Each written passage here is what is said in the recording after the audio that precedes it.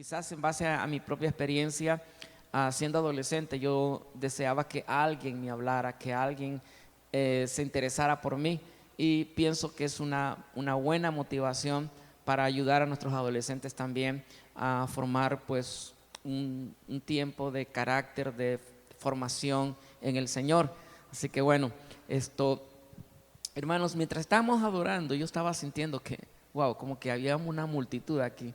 Y yo sé que Dios el Señor va a honrar su palabra y nuestra fidelidad a Él va a provocar, hermanos, que esto se desborde. Nuestra fidelidad a Él va a lograr que se quiebre el yugo de impiedad que hay, ¿verdad? Porque sabemos que son los tiempos que Dios está preparando para la batalla final y para el triunfo final. Así que, hermanos, en fe proclamamos que la gloria del Señor se va a revelar a plenitud en esta casa y en cualquier lugar donde se predique su palabra. Amén. Muy bien, vamos a ir a Apocalipsis capítulo 7, vamos a tomar versículo 9 hasta el versículo 12. Es un tremendo pasaje, es un pasaje profético básicamente.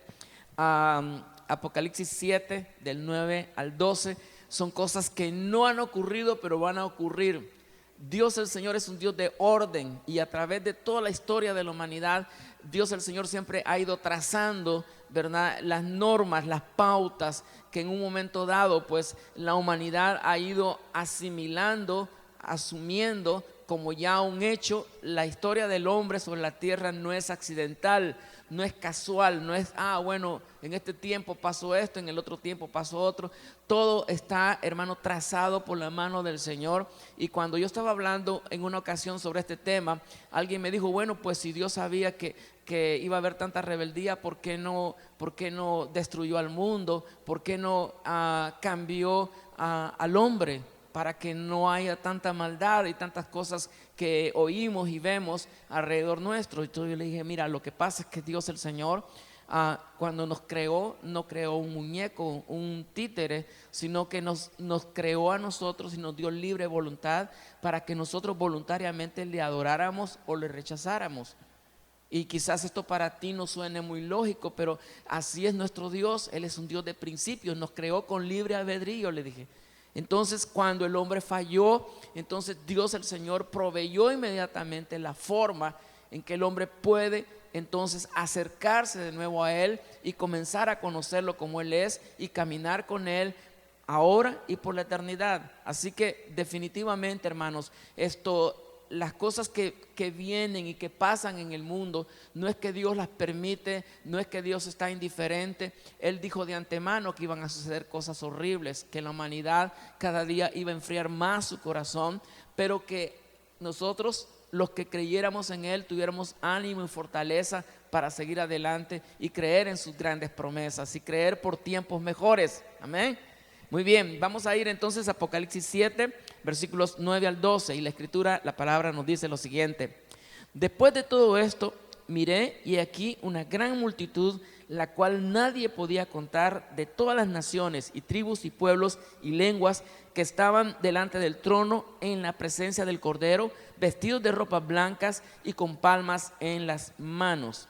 Y clamaban a gran voz diciendo: la salvación pertenece a nuestro Dios, que está sentado en el trono, y al Cordero. Y todos los ángeles estaban en pie alrededor del trono y de los ancianos, de los 4 seres vivientes, y se postraron sobre sus rostros delante del trono y adoraron a Dios diciendo: amén. La bendición y la gloria y la sabiduría y la acción de gracias y la honra y el poder y la fortaleza sean a nuestro Dios por los siglos de los siglos. Amén y amén. Hermanos, qué tremenda adoración. Saben, va a haber una fusión sobrenatural. Los ángeles, los querubines, los serafines ¿verdad? Se van a unir a todos aquellos que en un momento dado estamos confesando a Jesucristo, creemos en su promesa y nos vamos a unir en un coro celestial de proclamación de la grandeza, de la majestad de nuestro Señor. Y de hecho será tan glorioso, tan sublime, que no habrá memoria de los tiempos malos que en un momento dado pudiésemos haber vivido cuando estábamos sobre la tierra, que no va a haber memoria de cosas traumáticas, de cosas adversas, sino que todo será perfecto, porque hermanos, Dios tiene un plan perfecto para usted y para mí. Y una vez más yo les garantizo en el Señor, ¿verdad?, que cuando nosotros apartamos tiempo para adorar al Señor, hermanos, lo estamos redimiendo y estamos también avanzando en el proceso de creer y de avanzar y de fortalecer, nuestra fe en Él. Así que esta adoración es increíble, pero dice el versículo 9 que allí había una gran multitud, la cual dice nadie podía contar. Pueden ustedes imaginarse, a través de todas las generaciones de los 21 siglos que han pasado, la cantidad de gente que va a estar ahí adorando. Gentes que en su tiempo abrieron su corazón a Dios, decidieron caminar con Dios, estarán allí adorando al Cordero. Dice que de todas las naciones, dice, no se puede contar la multitud, pero de todas las naciones, dice, ahí van a haber panameños, ahí van a haber centroamericanos, ahí van a haber suramericanos, de todas las naciones, dice, estaban, dice, adorando al Señor, de toda tribu. Cuando yo estaba analizando esto, me acordé de nuestros hermanos allá en Bocas del Toro. Hermanos, ellos también adorando al Señor, glorificando el nombre del Señor, porque alguien se atrevió a ir, porque una iglesia creyó que sí, ellos necesitaban del Señor. Ellos estarán allá también glorificando al Cordero. Dice que de toda tribu, de todo pueblo, dice, de toda lengua, estaban ahí delante del trono, dice, adorando a nuestro Dios. Qué tremenda bendición, especialmente cuando estamos celebrando el mes de la patria, cuando nosotros estamos haciendo promesas o estamos orando por Panamá con más intensidad para que el rumbo de la nación pueda cambiar por medio de la intercesión, por medio de la oración, pero también por medio de la conversión de nuestras vidas. Entonces, hermanos, espero que en esta noche la palabra que voy a compartirles sea de gran estímulo, de gran bendición y de visión para sus vidas. Les quiero pedir en este momento, le demos un aplauso al Cordero, a nuestro Señor Jesucristo. Él se merece toda nuestra adoración. Aleluya. Amén, hermanos. Amén. Él merece toda adoración. Ahora, hermanos, pienso lo siguiente, analizándolo: toda meta, todo propósito, cuando usted se pone una meta, cuando usted se propone hacer algo, definitivamente, ¿verdad? Tiene que tener un objetivo. Usted no se pone metas solamente por ponerlas, usted fija un objetivo y entonces una vez que ya tiene el objetivo delante de usted, dice, bueno, mi meta es llegar hasta ahí, mi meta es alcanzar ese propósito, mi meta es lograr al fin ese fin que yo quiero perseguir. Entonces toda meta, todo propósito, entonces, hermanos, apunta a un fin. Ese es el objetivo, un fin. Ahora, cuando yo estaba analizando esto que estoy compartiéndoles con ustedes, pude discernir dos cosas importantes. En primer lugar, puede ser que la meta que yo me he fijado en base a un objetivo claro, preciso, esa meta que yo me he fijado puede ser una plataforma para alcanzar otra meta mayor. Amén. Puede ser que esa meta, ese objetivo que me estoy trazando, esto me va a bendecir, me va a ayudar, pero tengo como objetivo más allá. Es una plataforma que me impulsa. Y hermanos, y yo veo tantas personas que están con metas, con propósitos, y están escalando y están subiendo porque continuamente se están renovando, continuamente están viendo más allá de lo que ya alcanzaron y dicen, bueno, lo que alcancé está bien, pero voy a ver más adelante, voy a ver qué logro alcanzar al fijarme una meta, un propósito en mi vida. Entonces, las metas que se alcanzan en base a un objetivo son como plataformas. Y en segundo lugar, yo puedo ver lo siguiente, que una meta o un propósito que ya ha fijado de antemano un objetivo, que está apuntando hacia ese objetivo, puede ser un fin en sí mismo. Esa meta, ese objetivo puede ser un fin en sí mismo. O sea, no es como la primera parte que acabo de compartirles. Ok, ¿cuál es mi objetivo? ¿Cuál es mi propósito? Ahora, si lo relacionamos con el texto que acabamos de compartir, nos vamos a dar cuenta que la meta, el propósito de Dios para usted y para mí en este sentido, sí tiene un fin definido, es un fin en sí mismo. Después de esto, lo que viene es gloria y gloria y gloria. Pero el fin de Dios para ustedes y para mí es que nosotros le adoremos por toda la eternidad, que participemos de su presencia, que nosotros, hermanos, por toda la eternidad disfrutemos también de la gracia divina y de nuestra fe que está rindiendo frutos para toda la eternidad. Entonces Dios el Señor nos revela un propósito, una meta, un objetivo, pero este tiene como fin su gloria. Después de ahí no hay más nada, porque esto es lo más sublime, es lo más glorioso que pueda haber. Entonces yo les pregunto a ustedes, cuando ustedes se fijan una meta y luego comienzan a trabajar en ella porque saben que lo pueden lograr, o a lo mejor les reta a hacer cosas que antes ustedes no podían hacer, una vez que lo han alcanzado, como que va su corazón, su mente formándose hacia más objetivos, hacia algo más alto. Pero en este caso también, cuando vemos la revelación de la palabra, estamos notando que esta meta, este propósito, tiene un fin en sí mismo. Después de ahí no hay más nada, sino gloria sobre gloria sobre gloria. Y esto es lo que Dios quiere revelar a nuestro corazón. Yo creo que solamente el Evangelio de Jesucristo, cuando lo analizamos, cuando lo vemos tal como es en su expresión máxima, el Evangelio de Jesucristo apunta hacia dos grandes bendiciones. El Evangelio de Jesucristo apunta a dos grandes revelaciones y manifestaciones de nuestra vida, y tenemos que enamorarnos del Evangelio de Jesucristo, y tenemos que ver, hermanos, que hay propósitos en Dios para cada uno de nosotros, que hay propósitos en Dios para nuestras naciones, que hay propósitos en Dios que quiere cumplir, que quiere realizar. Entonces dijimos que hay grandes bendiciones para esta vida, pero también hay grandes revelaciones que nos permiten conocer ese propósito de Dios, ese fin de Dios, porque si no tenemos revelación de Dios, no vamos a entender el propósito de Dios. Y lo que Dios quiere hacer en primer lugar es revelarnos, quitar el velo que nos impide conocer las profundidades del misterio del Evangelio de Jesucristo.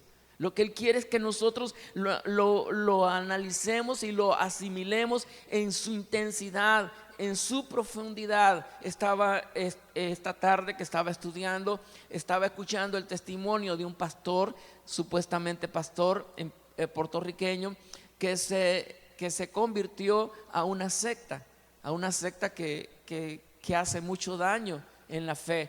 Y él decía, ahora yo he descubierto la verdad, pero fue pastor por 15 años.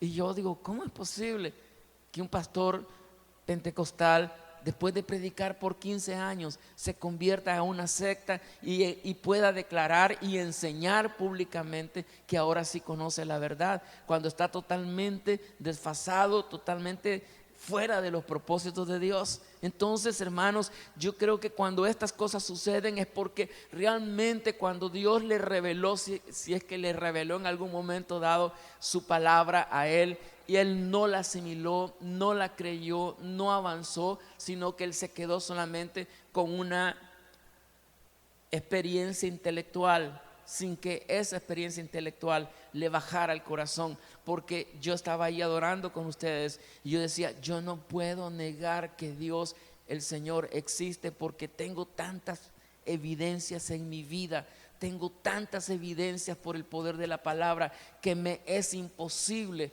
negar que Dios existe. Y si yo lo llego a hacer, seré el hombre más miserable. Mientras adorábamos, yo estaba pensando eso. Voy a ser el ser más miserable si después de haber conocido la intimidad de mi Dios, le niego o me aparto del camino. Sería el hombre más miserable sobre la tierra, porque realmente no puedo negar la existencia de Dios y el favor de Dios sobre mi vida desde el día en que le acepté. Entonces uno trabaja en base a convicciones, y estas convicciones le mueven a uno a creer realmente en los propósitos de Dios. Y por eso David dijo en una oportunidad, o alguien más dijo por ahí: Jehová el Señor cumplirá su propósito en mí. Y en esta noche yo quiero animarle a que usted diga: el Señor cumplirá su propósito en mí. Y diga por fe: yo estaré allí alabando y sirviendo y honrando al Cordero de Dios por todos los siglos. Ese es el fin que Dios me ha trazado como propósito para mi vida. Y realmente, hermanos, esto realmente es reconfortante. Saben, Dios trabaja con lo temporal y con lo eterno. Lo temporal tiene que ver con nuestras vidas. Por eso dijimos que una meta, un objetivo que apunta hacia algo específico, ¿verdad? Necesariamente esto puede llegar a ser una plataforma, y Dios comienza a trabajar desde acá, desde nuestra vida para la eternidad. Pero la bendición del Padre, la bendición de nuestro Dios no se queda solamente en lo terrenal. Cada cosa que usted haga para la gloria del Señor en esta vida es como una piedra en la corona, como una piedra preciosa en la corona que usted va a recibir. Porque yo no sé si ustedes sabían que vamos a recibir coronas y galardones. Cada acto que usted haga para la gloria de Dios, cada mañana o cada momento que usted pueda dedicar para honrar a Dios o para servir al prójimo, ¿verdad? Dios el Señor se lo va a retribuir. Dios sabe cómo manejar nuestras vidas, y Dios sabe también lo que nosotros hacemos o dejamos de hacer. Pero definitivamente, hermanos, Dios trabaja con lo temporal y con lo eterno. Hay veces nosotros espiritualizamos tanto el mensaje de Jesucristo que todo lo vemos hacia el cielo, hacia el cielo. Y un pastor decía en una ocasión: hay muchas personas que lloran con un himno que ya no se canta mucho en nuestras iglesias, cuando estemos en gloria. Entonces este himno más o menos dice lo siguiente: cuando estemos en gloria, en presencia de nuestro Salvador, a una voz la historia diremos del gran Salvador. Entonces dice: ¿por qué tú aspiras a ese momento cuando no te percatas que Dios quiere bendecirte desde ya, desde ahora, en esta vida? Esto será como la plataforma que te va a impulsar a la eternidad. Entonces tu devoción a Dios, tu servicio a Dios va a ser retribuido.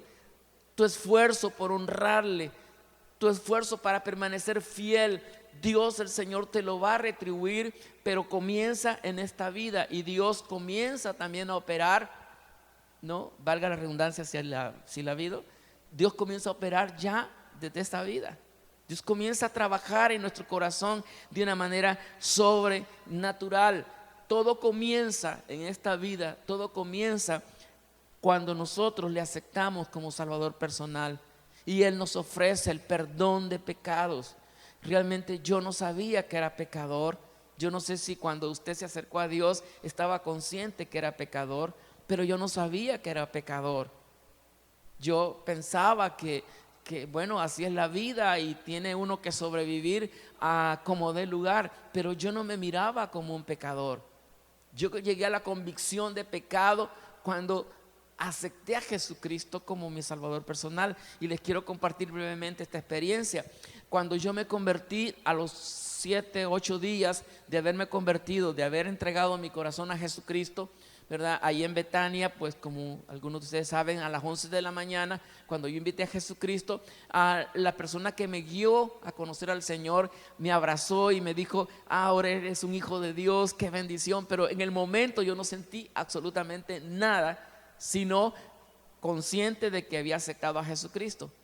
Pero 8 días después, 7 u 8 días después, hermanos, yo estaba en una terrible lucha por mi vida. o el mundo o lo que Dios me estaba ofreciendo, que en ese momento yo no sabía qué era lo que Dios me ofrecía, porque estaba recién convertido. Solo sabía que Dios me había perdonado. Y entonces en esa lucha, esa noche, llegó casi 1 de la mañana. Yo estaba en una batalla intensa, estaba solo y yo estaba desesperado, no hallaba qué hacer. Y entonces tenía ganas de gritar, tenía ganas de correr, tenía ganas de ir a las cosas que yo hacía en el mundo. Y entonces desesperado yo dije: Señor Dios, si lo que aquella señora me compartió acerca de ti es cierto, si tú hablas al corazón, si tú bendices a la persona que se acerca a ti, Señor, ayúdame, porque ahora estoy desesperado, no soporto más. Y entonces estaba en esa batalla intensa, hermanos, casi 1, 2 de la mañana, peleando, luchando, clamando, pidiendo a Dios que por favor se manifestara si realmente lo que yo había hecho días atrás tenía sentido. Y en ese momento, hermanos, yo no puedo decirles que escuché una voz, no puedo decirles que vi una visión, pero sí saben qué pasó. Comencé a verme tal y como yo era. Yo decía: mi fracaso, mi desgracia es por culpa de mis padres, de 3 hermanos. ¿Por qué fui yo el que quedé vivo? Pero en ese momento, hermanos, yo quedé confrontado con mi propio corazón y comencé a ver toda mi maldad, toda mi iniquidad. Comencé a verme como un pecador que necesita la paz con Dios. Entonces yo dije: Señor, perdóname. Yo decía: por culpa de mis padres estoy pasando toda esta desgracia, por culpa de mis padres estoy así. Pero en ese momento de un encuentro con la gloria del Señor, vi mi propio pecado y entonces mi oración comenzó a cambiar. Y yo dije: Señor, perdóname por ser malo, perdóname, Señor, por haber hecho de mi vida lo peor. Yo pido perdón por odiar a mis padres, yo pido perdón por odiar a mucha gente, yo pido perdón por todas las cosas que hice. Y ahí en ese momento, hermanos, yo comencé a llorar. Mi padre me decía: los hombres no lloran, los hombres son machos, los hombres tienen que ser fuertes. Pero ahí yo me derramé en lágrimas, lloraba y lloraba pidiendo perdón a Dios. Y yo miraba los rostros de mi padre, de mi madre, y cuánto daño yo les hice odiándolos. A lo mejor ellos ni se percataron que yo les odiaba, pero en mi corazón yo sabía que les odiaba. Y entonces, hermanos, en ese momento, inmediatamente después de la confesión, yo comencé a sentir una paz. Me comencé a sentir tan lleno de gracia. Comencé a experimentar una felicidad que nunca hasta ese momento, 20 años, había yo experimentado. Y comencé ya no a llorar de amargura, sino a llorar de gozo y a levantar mis manos y decir: gracias, Señor, porque tú eres real. No vi una visión, no vino un texto bíblico a mí, simplemente Dios, el Señor, tuvo misericordia y me hizo ver que el gran problema de mi vida estaba en mi corazón y no en mi entorno. Y inmediatamente, hermanos, que yo recibí el perdón de Dios, las cosas cambiaron. Y yo me propuse esa noche, dije: tan pronto amanezca, yo voy a hacer una carta, se la voy a enviar a mis padres y les voy a decir: padres, perdónenme, perdónenme por todo lo malo que yo he sido contra ustedes, porque quiero que sepan que yo los odié, que yo rechacé mi vida, que estaba dispuesto hasta morir, porque no sabía, no entendía qué tan malo y pecador era yo. Fue algo sobrenatural. Eso cambió el rumbo total de mi vida. Entonces el perdón de pecados, hermanos, es una gracia divina. No todo el mundo está dispuesto a confesar que es pecador, pero bienaventurado aquel que puede decir: sí, yo he pecado contra mi Dios y yo quiero cambiar, yo quiero ser diferente. Aún en el proceso, hermanos, cometemos muchos errores. En el proceso de ir conociendo la gracia del Señor, cometemos errores, pero Dios está allí trabajando en nuestras vidas, porque Él tiene objetivos finales. Pero mientras tanto está trabajando en objetivos que me van a ayudar, en propósitos que me van a ayudar, en metas que me van a ayudar en mi tiempo sobre esta tierra. ¿Cuántos alaban el nombre del Señor? ¿Cuántos alaban el nombre del Señor? Saben, también comencé a experimentar lo que era una nueva naturaleza. Miren, hermanos, a la edad de 19 años yo era mundano, totalmente mundano. Yo no tuve juventud, ni niñez, ni juventud.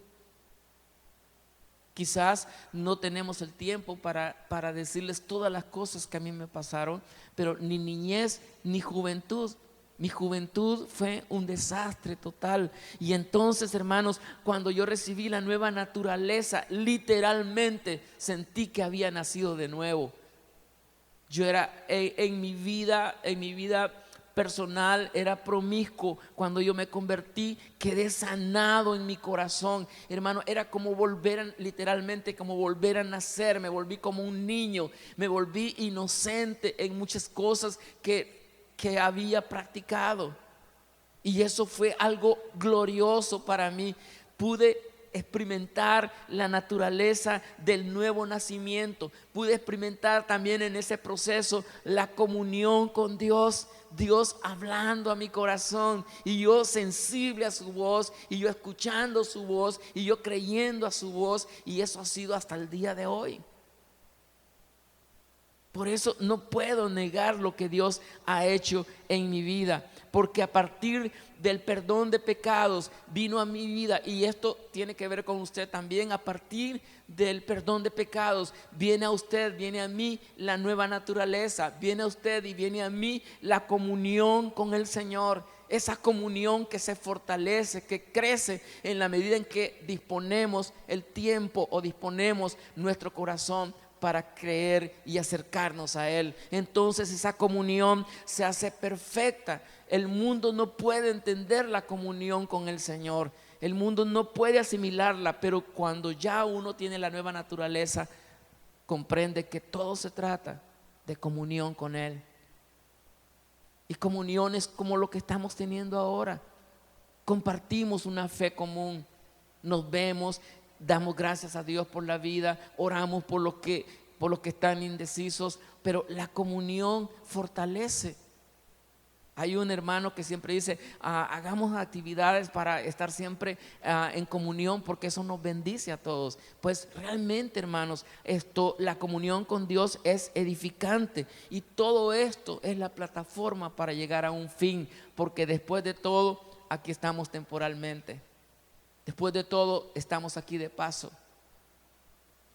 Pero yo quiero que ustedes puedan asimilar lo que es el plan temporal de Dios para nuestras vidas mientras estemos en este mundo. Comienza con el perdón de pecados, con la nueva naturaleza que recibimos al tener el perdón de pecados, con la comunión con Él que comienza a fortalecerse de día en día, y al final también, entonces, cuando nosotros estaremos ya en su presencia, que es la meta final, que es el objetivo final de todo lo que Dios nos está revelando en su palabra. Entonces Dios el Señor en Jesucristo nos está ofreciendo, hermanos, como meta final, como objetivo final de nuestra fe, nos está ofreciendo una vida eterna feliz. Porque creamos o no creamos, el mundo crea o no crea, los propósitos de Dios se van a cumplir. Y saben, mi oración es: Señor, Padre, que el infierno no sea más poblado. Que el infierno, oh Señor, pierda su poder sobre las mentes y los corazones de los hombres. Porque millones de almas se irán al infierno y ya están en condenación. Sabes, el Señor Jesucristo habló de una forma tan directa acerca del infierno. Algunos dicen, no, eso fue como una alegoría. No, hermanos, ustedes recuerdan cuando el Señor habló del rico y Lázaro. Eso es algo real, eso no es un cuento, una historia, una alegoría. Eso es algo real. Cuando dice que el pobre, y yo creo que el pobre no fue al cielo, perdón, por ser pobre. Yo creo que el pobre fue al cielo porque creyó en Dios y se acercó a Dios a pesar de su desgracia. Y que el rico no fue al infierno por ser rico, sino por amar sus riquezas más que a Dios. Entonces, hermanos, ¿qué trama tan horrible cuando el hombre rico está en el infierno, ardiendo en el infierno? Qué dramático cuando él dice: oh Padre, ya que no puedo subir ni Lázaro puede venir donde mí, Señor, manda a alguien para que le diga a mi familia, que le diga a mis seres queridos que se arrepientan para que no lleguen a este lugar. Escuché en una oportunidad de un pastor americano un mensaje que se llamaba la intercesión desde el infierno, y tenía que ver con el hombre rico clamando por su familia. Envía a alguien de aquí, Señor, para que les hable. Yo creo que eso es bastante difícil, pero Dios nos ofrece una vida eterna en su Hijo Jesucristo, una vida eterna feliz. Y por eso está hablando el texto de que toda nación, de toda tribu, de toda lengua están allí alabando al Cordero. Algo totalmente diferente a lo que va a estar ocurriendo donde están aquellos que cerraron su corazón al Señor. Hermanos, considerémonos bienaventurados que en un momento de nuestra vida nos sensibilizamos al mensaje del Evangelio. Porque cuando yo veo la dureza de mucha gente, de la gran mayoría, yo digo: gracias, Señor, porque en un momento tú tocaste mi corazón y pude responder. Pero el Señor toca el corazón a todas las gentes, pero no todos quieren la salvación. Aún muchos que están en las iglesias, hermanos, no disciernen la realidad de la gloria eterna como la realidad de la perdición eterna. Y hacen trampas y hacen cosas incorrectas y mienten y odian y hacen tantas cosas. Y vienen a ser como piedras de tropiezo para otros que vienen más atrás tratando de alcanzar su fe, de alcanzar un objetivo. Hermanos, peleemos por nuestra salvación, pero no dejemos de orar por el mundo que se está perdiendo.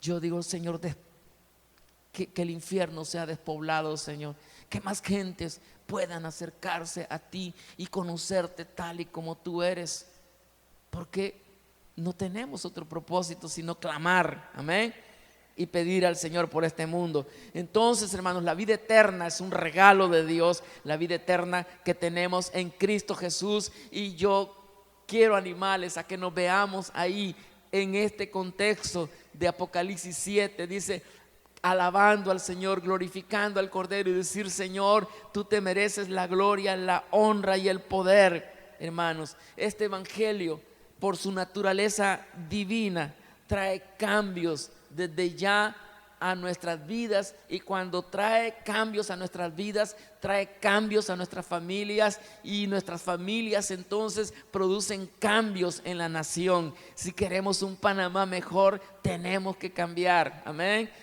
Nuestra familia tiene que cambiar, y así Panamá también cambiará, nuestras naciones cambiarán también, porque no puede operarse cambios en una nación a menos de que el hombre individual cambie. Si el hombre no cambia, menos va a cambiar su familia y menos va a cambiar su nación. Si el hombre cambia, hay esperanza de que su familia cambie y de que cambie su nación. Ese es el proceso divino. Ese es el proceso de Dios. Dios quiere que nuestro Panamá cambie, que sea mejor cada vez, y para ello hay que interceder, hay que clamar, hay que orar, y cada vez que tengamos oportunidad, compartir. Hay veces el hermano Beto me ha compartido que a los estudiantes se les habla del Evangelio. Eso es tremendo. Gisela, hermanos, yendo a las escuelas, compartiendo a los niños, repartiendo tratados a los niños, hermanos, eso produce cambios. Nosotros no sabemos cuántos de esos niños, una vez que reciban un tratado, pueden cambiar y pueden ser un agente de cambio para su familia, y por qué no para la nación también. ¿Cuántos alaban el nombre del Señor? Le damos un aplauso al Señor, hermanos. Yo creo que Él es digno de alabanza. Entonces el evangelio, pues por su naturaleza divina, trae cambios a las personas, cambios a las familias, cambios a la nación. Saben, una de las experiencias más hermosas que yo he podido ver de cambios en la palabra de Dios es en el Antiguo Testamento, en el libro de Jonás. ¿Cuántos han leído el libro de Jonás? ¿Lo han leído? Creo que la mayoría de nosotros, ¿verdad? Entonces Dios comisiona a Jonás para que vaya a una ciudad y proclame en ella juicio. El mensaje de Jonás era un mensaje de juicio. Jonás, que conocía supuestamente el corazón del Señor, se resistía un poco porque decía, bueno, si ellos se arrepienten, Dios los va a perdonar. Pero definitivamente Jonás llegó a Nínive. Y dice la palabra así entre texto y texto en Jonás capítulo 3, dice que se levantó Jonás y fue a Nínive conforme a la palabra de Jehová. Capítulo 3 estoy leyendo. Y era Nínive una ciudad grande en extremo, de 3 días de camino. O sea, que era una enorme ciudad.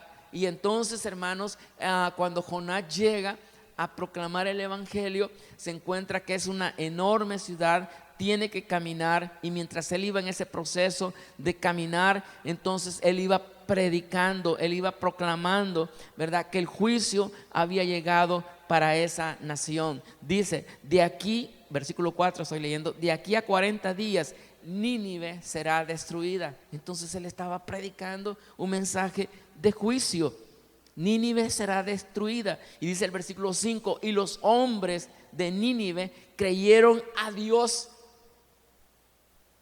Los hombres de Nínive creyeron a Dios y proclamaron ayuno y se vistieron de cilicio desde el mayor hasta el menor de ellos. Y llegó la noticia hasta el rey de Nínive y se levantó de su silla y se despojó de sus vestidos, se cubrió de cilicio y se sentó sobre ceniza. E hizo proclamar y anunciar en Nínive por mandato del rey y de sus grandes, diciendo: hombres y animales, bueyes y ovejas, no gusten cosa alguna, no se les dé alimento ni beban agua, sino cúbranse de cilicio hombres y animales, y clamen a Dios fuertemente, y conviértanse cada uno en su mal camino de la rapiña de sus manos.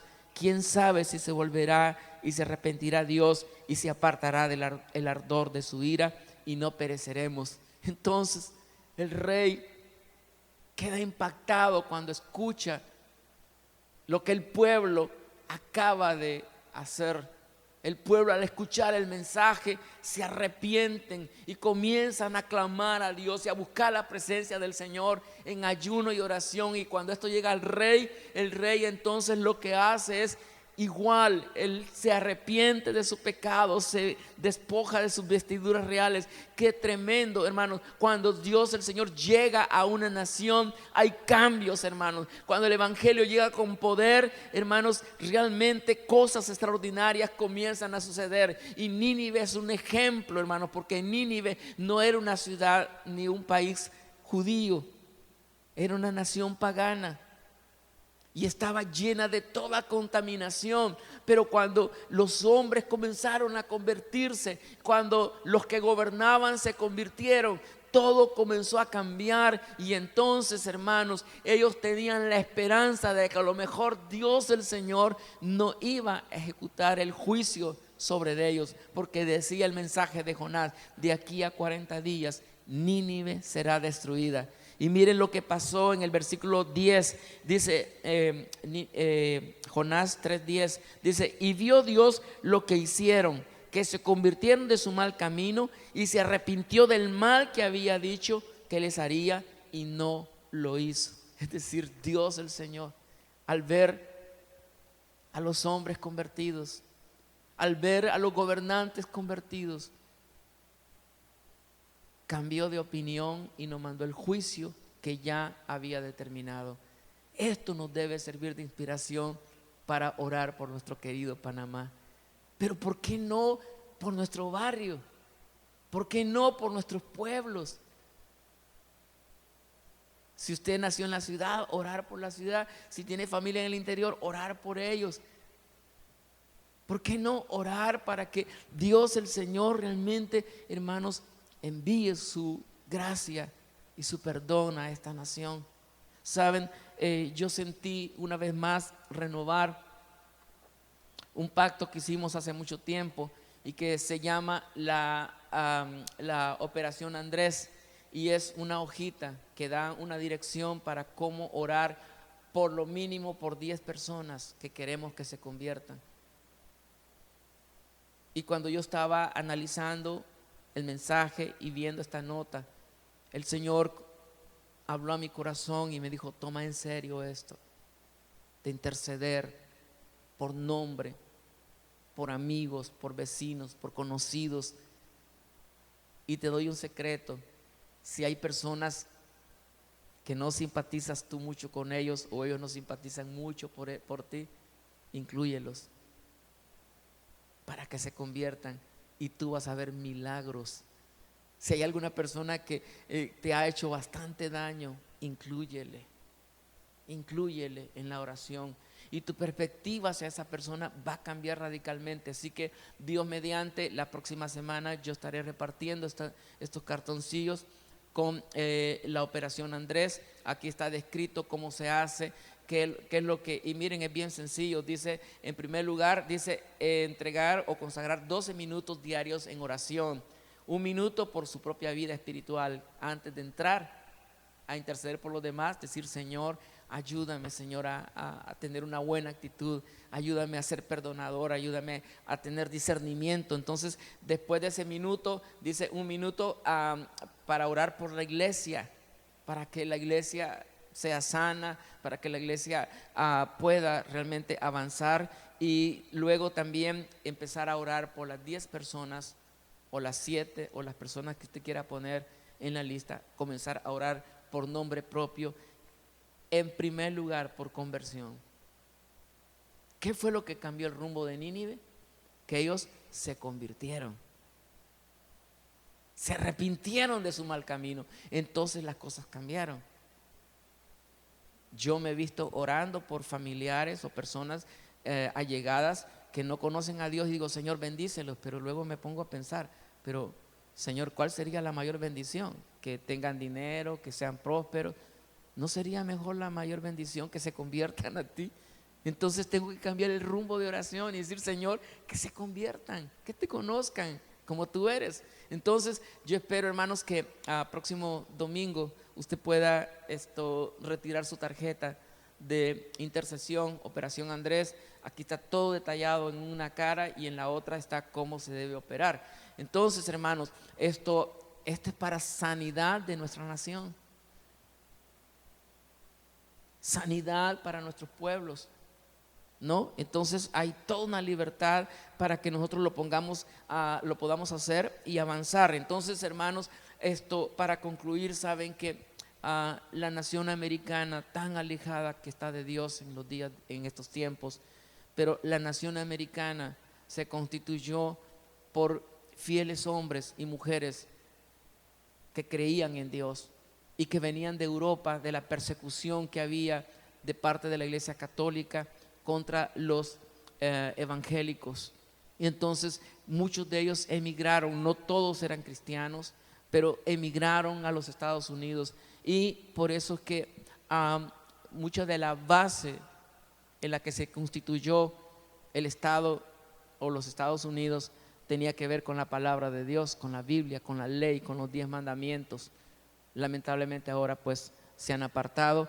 Hubo un tiempo, hermanos, en que en las escuelas era obligatorio enseñar la palabra de Dios. Hubo un tiempo en que en los juzgados, hermanos, antes de hacer las confesiones y declaraciones, se ponía la Biblia como el libro que iba a ser testigo de la confesión o del testimonio que se iba a dar.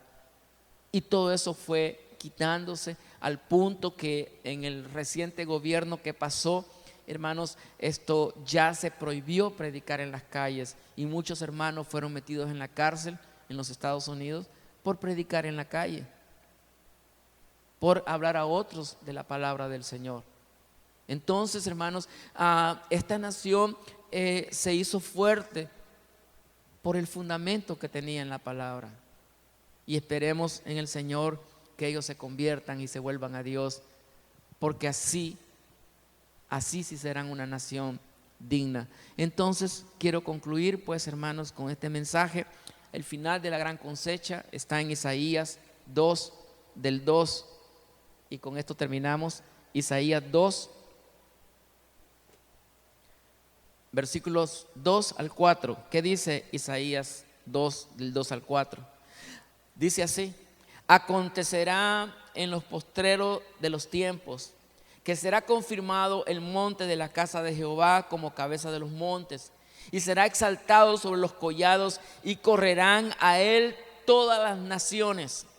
Y vendrán muchos pueblos y dirán: venid y subamos al monte de Jehová, a la casa del Dios de Jacob, y nos enseñará sus caminos, y caminaremos por sus sendas. Porque de Sión saldrá la ley, y de Jerusalén la palabra de Jehová. Y juzgará entre las naciones, y reprenderá a muchos pueblos, y volverán sus espadas en rejas de arado, sus lanzas en hoces. No alzará espada nación contra nación, ni se adiestrarán más para la guerra. Hermanos, los tiempos finales para las naciones. Y dice la Escritura: llegará el día en que las naciones correrán e irán de a donde viene la palabra, porque la palabra viene de Jerusalén.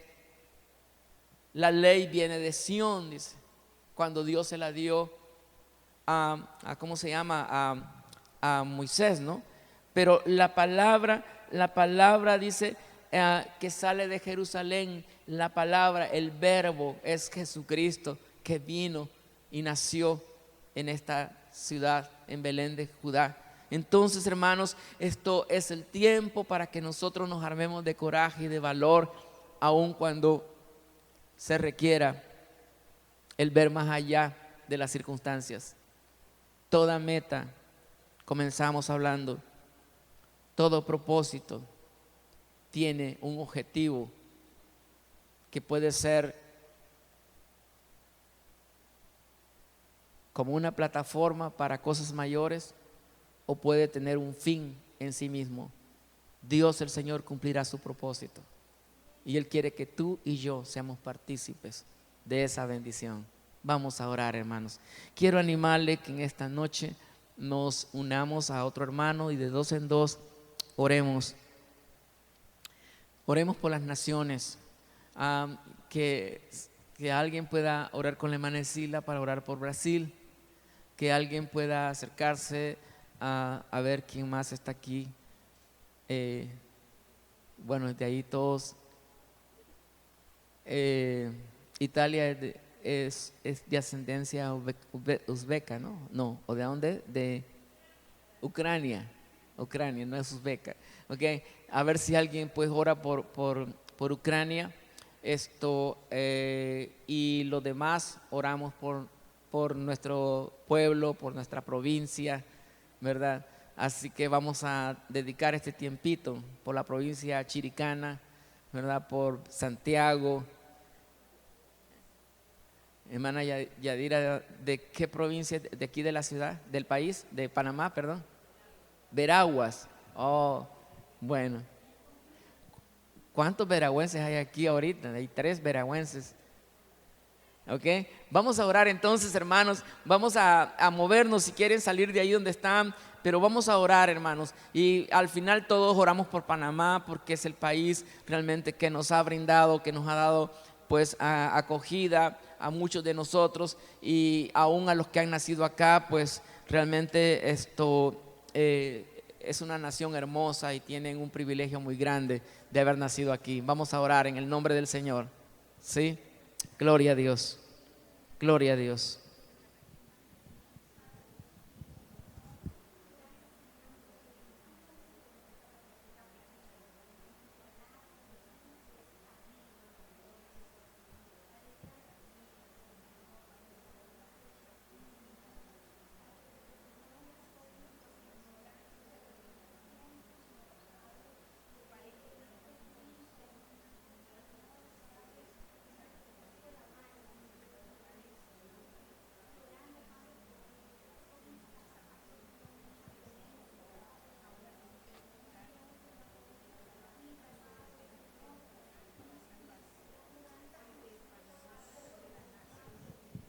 Señor, oramos por las naciones.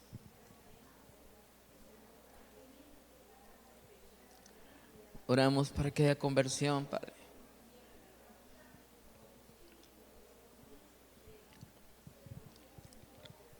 Que lo que ocurrió en Nínive ocurra en Panamá, Señor. Que lo que ocurrió, Señor, en Nínive ocurra en nuestros países, Padre, de origen. Que nos volvamos a ti, Señor, en adoración, en devoción.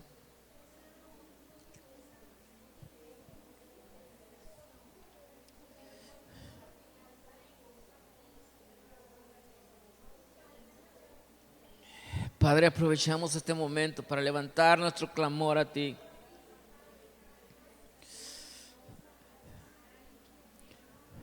Gloria a ti, Señor. Salvación a las naciones, Padre.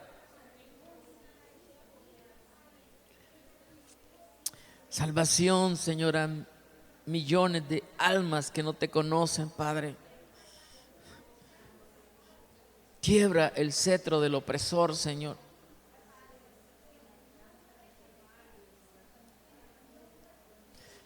Bendice a tu pueblo para que sea un pueblo, Señor, de temple, un pueblo de avanzada, Señor, un pueblo de testimonio, Padre, a través de las naciones, Señor.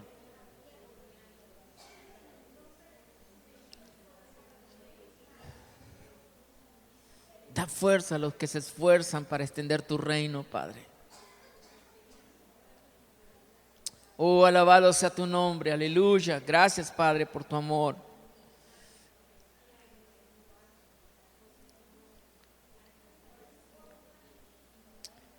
Te exaltamos, Señor de señores, Rey de reyes, el Todopoderoso.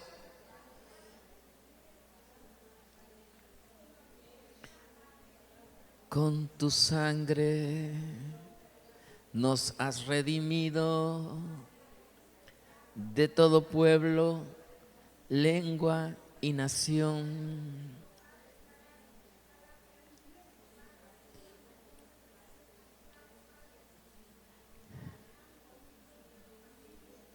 Y con tu sangre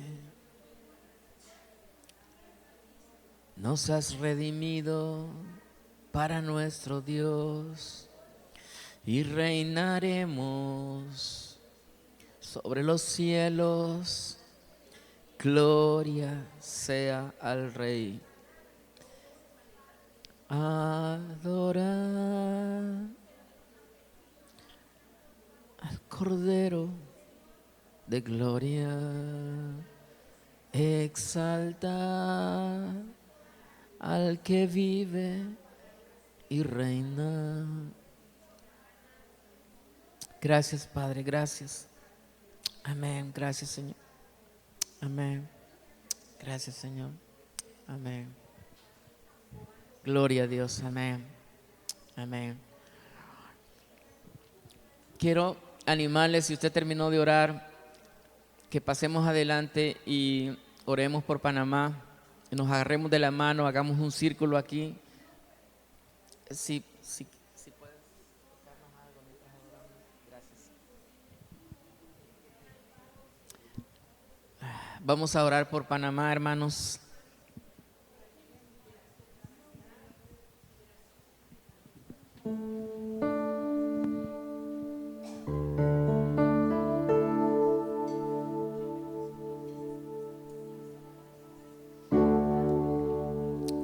Hermano Beto, ¿estaría usted dispuesto para guiarnos en oración? Yo creo que todos sabemos lo que comenzó a pasar ayer en cuanto a la corrupción y realmente fue algo que estremeció al país. Y creo que estamos conscientes de que nuestro país necesita oración. Las naciones necesitan oración, ¿verdad? Y ayer pues hubo bastante presión contra el presidente, contra muchos que están en eminencia y que de una u otra forma recibieron beneficios y no fue de una manera correcta. Y eso pudo haber causado un impacto bien grande en el día de ayer. Gracias a Dios que el pueblo es un poco más tranquilo, porque en otros países eso se hubiera desbocado realmente, ¿no? Entonces vamos a orar para que Dios sane nuestra tierra, ¿no? Y que pues nuestro clamor pueda realmente subir a la presencia del Señor para ver tiempos mejores en nuestro querido Panamá y en el mundo entero. ¿Sí? Aleluya. Padre, te damos gracias en el nombre de Jesús, Señor.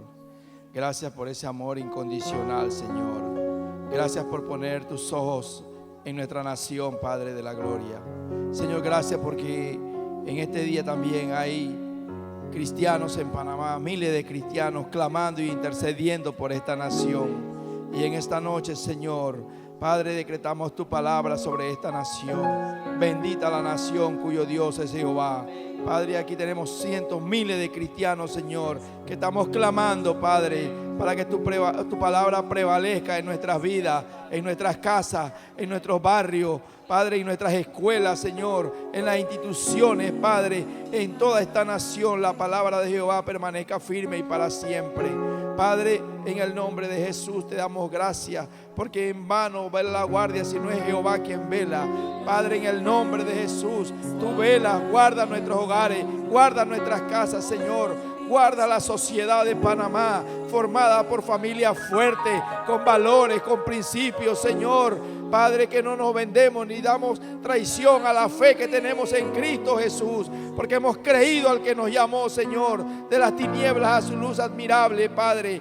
Y clamamos, Señor, para que todo espíritu de corrupción, Señor, sea echado fuera de nuestra nación. En el nombre de Jesús, Señor, que no nos vendamos, Padre, en el nombre de Jesús, oh Dios, sino que pongamos la palabra por delante, que pongamos, Señor, el compromiso y la fe que tenemos en Cristo, Padre. Yo oro, Señor, para que Panamá sea levantado como una nación con valor, con principio, Padre, en el nombre de Jesús. Yo decreto, Padre, en esta noche, oh Dios, que tú eres el Señor de esta nación. Y lo creemos, lo confesamos, Señor, en el nombre de Jesús. El enemigo tiene que salir, Señor, de los gobiernos, Padre, de los corazones que no te agradan, oh Dios, en el nombre de Jesús. Para que tú seas puesto, Señor, en el nombre de Jesús. Y en obediencia a tu palabra, oramos por las autoridades, porque toda autoridad ha sido puesta por Dios en el nombre de Jesús. Desde el presidente, Señor, los jueces, Padre, los legisladores, los representantes, los corregidores, todos los que estén en eminencia, oh Dios de la gloria, clamamos por su vida. Toca sus corazones, transforma sus vidas, Señor. Que haya personas que los toquen, que hablen de la palabra, Padre, que puedan arrepentirse. Dice tu palabra: si mi pueblo se humillare y se arrepintiere y se convirtiere, yo derramaré bendiciones, derramaré mi gracia. Padre, en el nombre de Jesús, tú eres quien restituye todas las cosas. Restituye, Señor, en nuestra nación, Padre, el orden, en el nombre de Jesús. Oh Dios de la gloria, que nuestra sociedad, Señor, no sea tildada como una sociedad corrupta, sino como una sociedad con principio. En el nombre de Jesús, fundados en la palabra. En el nombre de Jesús, envía esa palabra y esa palabra sana nuestra tierra. Oramos por sanidad en nuestra tierra, sanidad en nuestras vidas, sanidad en el gobierno, sanidad, Señor, sobre esta nación. Oh Padre, sí, Señor, en el nombre de Jesús. Y gracias, oramos, Señor, por todos los pastores, los líderes, Señor, eclesiásticos, que temen a Dios y que han buscado tu rostro para que tú te hagas propicio a sus vidas. En el nombre de Jesús. Panamá es una nación para Cristo, una sociedad para Cristo. En el nombre de Jesús, Padre, yo creo que miles y miles de personas verán a Cristo y vendrán a sus pies para recibir la gracia, para recibir el amor de Dios. Así como nosotros en otros tiempos recibimos esa palabra, andábamos extraviados, pero tú te fijaste en nosotros, Señor, en este momento. Gracias, Señor, Padre, porque nuestros ojos escogen ver las cosas que no son como si fuesen. Y miles de personas venir a tus pies, Señor, para servirte. Oh, Padre, trae un quebrantamiento sobre la iglesia, un clamor sobre la iglesia, para que reconozcamos quién es el que vive, el que está en el trono de nuestros corazones. Padre, como dijo Pablo, ya no vivo yo, mas Cristo vive en mí. Aleluya. Esa es la palabra. Esa es la palabra de fe que hay en nuestras vidas. Que Cristo siga morando en nuestros corazones, en nuestros hogares. Señor, mi casa y yo serviremos al Señor. Lo creemos en el nombre de Jesús. Te bendecimos, Señor. Amén. ¿Alguien más quiere orar? ¿Alguien más quiere orar? Gloria a Dios. Señor.